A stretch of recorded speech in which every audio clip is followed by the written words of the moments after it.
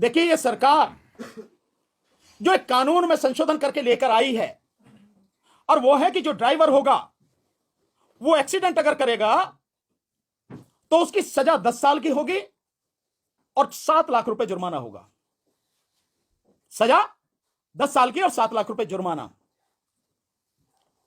मैं एक बात बहुत सिंपल सी सीधी सी पूछना चाहता हूं इस सरकार से, क्या एक्सीडेंट कोई जान के करता है? अगर सामने कोई पक्षी आ जाए, कोई जानवर आ जाए, कोई इंसान आ जाए, वो भरसक कोशिश करता है कि किसी भी सूरत में उसको चोट ना लग जाए। और कई बार ऐसी स्थिति आती है कि उसमें वो खुद जो ड्राइवर है, उसमें बैठे हुए जो लोग हैं गाड़ी में, वो बड़े भयानक हादसे का शिकार हो जाते हैं। मैं एक एक्सीडेंट को जानता हूं, ऐसे कितने ही हैं, पर मैं एक एक्सीडेंट का उदाहरण देता हूं।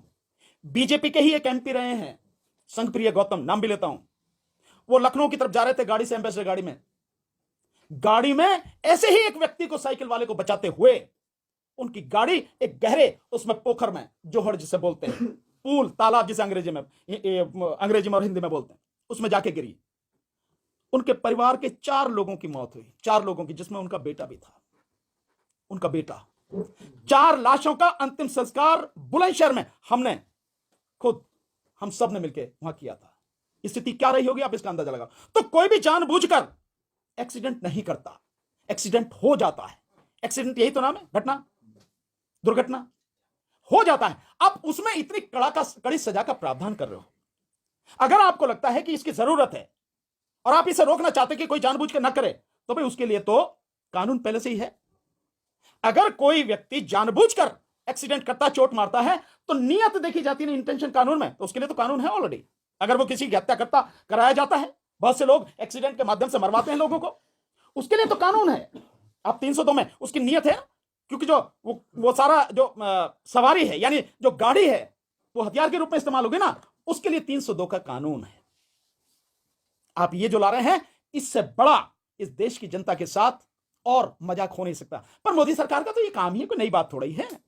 ये जो ड्राइवर अपने आप को बड़े वो समझते थे कि नहीं, मोदी सरकार बहुत बढ़िया है, बहुत अच्छा मानती है, वो सारे के सारे अब सामने आ गई। केवल इतनी बात नहीं है, कानून क्यों लाया गया है, इसके पीछे बहुत गहरी साजिश है। ये कानून केवल सामने से दिख रहा है कि जो वो है ड्राइवर हैं, उनको सजा देने के लिए। मैं ड्राइवर तो कौन है, आप भी ड्राइवर हो, ये सारे के सारे जितने पत्रकार बैठे, भैया मोटरसाइकिल पे आए हो ना, कार से आए हो ना, तो ड्राइवर तो तुम भी हो, मैं भी हूं। इस देश में मैं समझता हूं छोटे मोटे बच्चों को छोड़ के बाकी सारे लगभग लोग जो है मतलब ड्राइवर ही हैं। तो इन सबके लिए कानून है, केवल वो नहीं ट्रक चलाते हैं, बस चलाते हैं, उनके लिए, सबके लिए, सबकी गर्दन इस तरह से फंसाई जा रही है।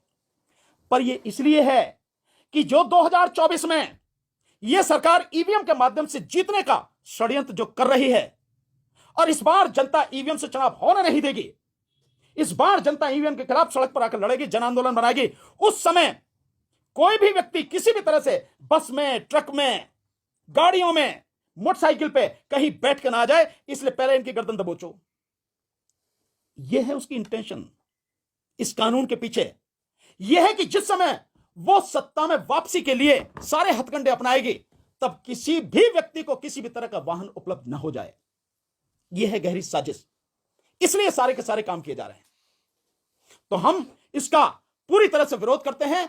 और सभी ड्राइवर भाई हमारे, जो इस देश की आधी से ज्यादा आबादी है, वो ट्रक के ड्राइवर हो, बस के ड्राइवर हो, मेटाडोर के हो, छोटे हाथी के हो, कार के हो, मोटरसाइकिल के हो, स्कूटर के हो, कोई भी, हम उनके साथ में हैं, पूरी ताकत से उनके साथ में हैं। इस लड़ाई में हम कंधे से कंधा, कदम से कदम मिलाकर उनका साथ देंगे। सर, सरकार की तरफ से मॉब लिंचिंग को लेकर फांसी का प्रावधान किया गया है, और जो ड्राइवर संघ है उनकी तरफ से कहा गया है कि ड्राइवर की मॉब लिंचिंग बढ़ेगी।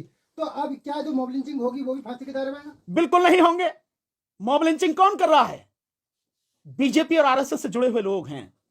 आप उनकी सारी देख लीजिए। गाय के नाम पे कौन मार रहा है? विश्व हिंदू परिषद के लोग, बजरंग दल के लोग, यही लोग मार रहे हैं ना गाय के नाम पर, यही लोग मार रहे हैं ना। तो मॉब लिंचिंग कौन कर रहा है? बीजेपी, आरएसएस, उनसे जुड़े हुए संगठन, उन्हीं से जुड़े हुए लोग हैं। और इसका जो है उन्होंने धंधा बना रखा है, धंधा कर रहे हैं वो लोग। वो लोग हैं, आपको दिखाने के लिए बना दिया कि उनके लिए कड़ा कानून है, फांसी की सजा। एक को भी कुछ नहीं, फांसी तो बहुत दूर की बात है, उन्हें अरेस्ट करना ढंग से तभी की बड़ी बात है। लेकिन सर, ड्राइवर भी तो उसी श्रेणी में आएंगे। कौन? हाँ, ड्राइवर जरूर टांग दिए जाएंगे। अगर ड्राइवर भी उसी श्रेणी में आ रहे हैं ना, कि वो भी मॉब लिंचिंग कर रहे हैं, तो वो निश्चित रूप से टांग दिए जाएंगे। रही इसकी बात मॉब लिंचिंग बड़े आराम से रुक सकती है, इसके लिए किसी कानून की जरूरत नहीं है। जो आरएसएस और बीजेपी के मुखिया हैं और जो इनके संगठनों के लोग हैं, इन्हें यही तो कहना कि हमारा कोई भी आदमी किसी भी तरह से कोई मॉब लिंचिंग नहीं करेगा। मॉब लिंचिंग में कौन मारा गया? मॉब लिंचिंग में अधिकतर मुसलमान मारे गए हैं। सर, अलग अलग जगहों पे जो प्रदर्शन हो रहे हैं, महाराष्ट्र, यूपी, गाजियाबाद, तमाम जगहों पर पेट्रोल की जो है खपत, मतलब पेट्रोल कम पड़ गए हैं तमाम जगहों पर 50% तक, और गृह मंत्रालय इस पे नजर रख रहा है इस पूरी घटना को लेकर, क्या कहेंगे? भैया किसी पे नजर नहीं है उनकी, उनकी आंखें क्या है नहीं क्या, उन्हें नहीं दिखता, उन्हें समझ में नहीं आता। सरकार का मतलब ये नहीं कि पहले करो और फिर देखो कि क्या होता है। सरकार का मतलब है कि सारी चीजों का आकलन पहले कर ले कि इसके संभावित परिणाम प्लस और माइनस क्या हो सकते हैं, पक्ष और विपक्ष में कहां तक जा सकते हैं, फायदे क्या हो सकते हैं, नुकसान क्या हो सकते हैं, उसके बाद में कानून लाना चाहिए। पर यह सरकार तो ऐसी है, नोटबंदी करती है और उसके बाद में लोग अपने ही पैसे के लिए सड़क पर मर जाते हैं, और सरकार दिन प्रतिदिन उनमें कानूनों में, उसमें नियमों में बदलाव करती है। ऐसे जीएसटी लाती है और जीएसटी में हजारों तरह के उसमें बदलाव कर दिए गए, बावजूद उसके आज भी ठीक से नहीं वो सारी चीजें आ रही काबू में। ये सरकार। डीसी कपिल साहब 1 मिनट जरा बताएंगे।